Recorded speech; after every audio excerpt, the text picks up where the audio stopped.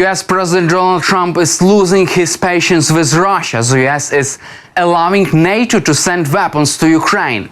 Meanwhile, Russian dictator Vladimir Putin has cancelled the Navy Day parade for the first time due to security concerns. Why is Trump losing patience with Russia, and what prompted Putin to cancel his significant military parade? US Secretary of State Marco Rubio said Trump is losing patience with Russia over the war in Ukraine. During an interview with Fox News, Trump has given Russia a 50-day deadline to agree to a peace deal or face tariffs. However, since this statement, Russia has escalated its aggression against Ukraine. Rubio pointed out that Trump wants to end the war he inherited from the Biden administration and is frustrated with Russian dictator Vladimir Putin, stating that positive interactions have not led to any progress. He also mentioned that China is providing significant support to Russia, which is crucial for sustaining this war effort, particularly oil purchases. Furthermore, Rubio highlighted the alliance between Russia, China, Iran, suggesting that China benefits from a prolonged conflict that distracts the US. Also, US Special Envoy Steve Witkoff has said that ending the war in Ukraine must be a priority before Trump's presidential terms concludes. In the meantime, President Trump's deal has started to yield initial results exactly on NATO and Ukraine. After meeting with NATO Secretary General Mark Rutte, Donald Trump announced a significant deal for the sale of military equipment from the US to Ukraine worth billions of dollars. Trump noted that this deal includes Patriot missiles that Ukraine needs to defend against the Russian aggression and Russian air attacks. He stated that the deal is fully approved, fully done, and added, "We will send them a lot of weapons of all kinds, and they are going to deliver those weapons immediately, and they're going to pay." Also, the US and Germany have already agreed to provide Ukraine with 5 Patriot air defense systems. German Defense Minister Boris Pistorius announced this agreement after a meeting with US Defense Secretary Pete Hegseth in Washington. Norway will also help to fund the deliveries, as announced by the Norwegian Prime Minister Jonas Gahr Støre during his visit to Berlin. Ukrainian President Volodymyr Zelensky also mentioned that Norway has offered to buy 1 Patriot systems for Ukraine. In addition, Dutch Defense Minister Ruben Brekelmans says at the Ramstein summit that the Netherlands is discussing plans with the US and other allies to send more weapons to Ukraine, including Patriot systems. He emphasized the importance of supporting Ukraine against Russian aggression, stating, quote, "Russia's goal is simple, to bring the steadfast Ukrainians to their knees. We must not let this happen. That is why we want to make a substantial contribution to additional air defense for Ukraine." This new commitment comes after Trump announced a NATO and EU-supported plan to provide Ukraine with weapons, and EU members will buy US weapons for Ukraine. Additionally, the US and European Union have reached an agreement in which Brussels will fully fund the purchase of US weapons. Some of these weapons will be sent to Ukraine. This announcement was made by US President Donald Trump on July 23rd during NZI summit in Washington. Also, the US and EU have reached a trade agreement that sets 15% import tariffs on EU goods. This tariff is half of what was previously threatened and helps avoid a larger trade war between US and EU. US President Donald Trump and European Commission President Ursula von der Leyen announced the agreement at Trump's golf course in Western Scotland. Their announcement followed an hour-long meeting that finalized the deal after months of negotiations. Quote, "I think this is the biggest deal ever made," Trump told. He praised the EU's plans to invest about $600 billion in the US and to buy more US energy and military equipment.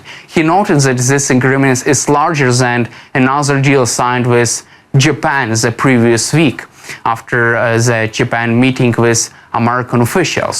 Also, Ursula von der Leyen described Trump as a tough negotiator. She stated that the 15% tariff would apply universally and said, quote, "It is the best we could get. We have a trade deal between 2 largest economies in the world, and it will bring stability and predictability." So, we've reached a deal on tariffs and trade with the United States. Today's deal creates certainty in uncertain times. It delivers stability and predictability for citizens and businesses on both sides of the Atlantic. This is a deal between the two largest economies in the world. We trade 1.7 trillion euros per year. Together we are a market of 800 million people, and we are nearly 44% of global GDP.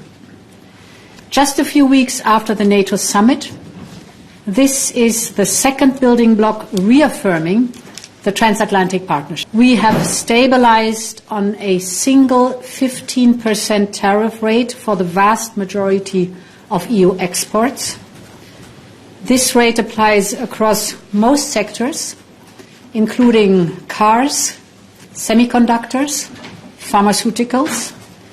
This 15% is a clear ceiling, so no stacking, all inclusive.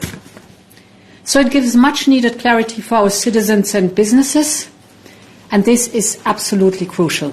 Purchases of US energy products will diversify our sources of supply and contribute to Europe's energy security. We will replace Russian gas and oil by significant purchases of US LNG oil and nuclear fuels. US AI chips will help power our AI gigafactories, and help the US to maintain their technology edge. At the same time, we will give better access for American products to our market. This will benefit European consumers and make our businesses more competitive. This deal provides a framework from which we will further reduce tariffs on more products, address non-tariff barriers, and cooperate on economic security.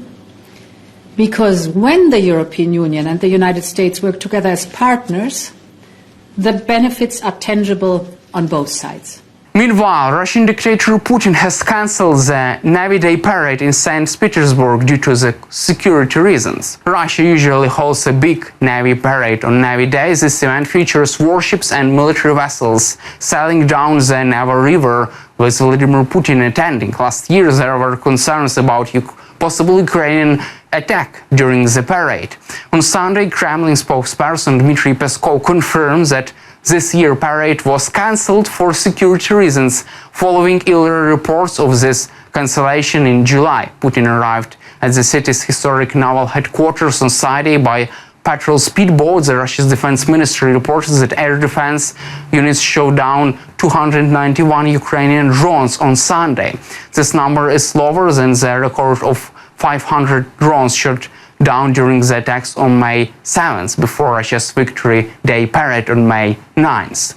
Also, Financial Times reports that Russia has significantly depleted its stockpiles of Soviet-era weaponry since its full-scale invasion of Ukraine, according to a new analysis by Kyiv School of Economics Institute reported by Financial Times. Shipments from Russia's main storage areas are expected to drop from 242,000 tons to 119,000. Pavlo Shkurenko, an analyst and the Institute, told Financial Times that Russia is now sending less equipment for repair than the repair station can handle. The highest quality and easiest to repair equipment would have been sent first. Since the beginning of full-scale invasion, Russia has worked to upgrade all equipment. This includes many T-72 and T-800 tanks made in the 90s that have been sent to Ukraine. Some tanks, which were first made in the late 1940s, have also been seen in combat. However, some military analysts warn against thinking that fewer armored vehicles on the front lines means Russian forces are losing strength. They know that Russia's tactics on the battlefield also have changed. They observe Russia is heavily investing in building new supply chains. The analysts show Russia is relying more on Asian allies. Russia's defense industry now depends on supplies from China, and most of its ammunition comes from North Korea. In 2024, about 52% of shipments labeled and as explosive materials to Russian arsenals came from North Korea. Shipments from this region increased from none before the war to 250,000 tons by 2024. Also, General Budanov, head of Ukrainian military intelligence, agreed with this analysis, stating that North Korea provides 40% of Russia's ammunition. Additionally, Russia plans to spend around $1.1 trillion on rearmament over the next 11 years, according to the General Budanov. In the meantime, on Sunday, US President Donald Trump addressed the escalating situation in Gaza, as well as issues concerning Hamas and Iran, during a meeting with the European Commission President Ursula von der Leyen. US President Trump cautioned that Hamas is becoming less flexible regarding hostage negotiations, stating the report is, quote, once they give them up, they feel that's the end of them.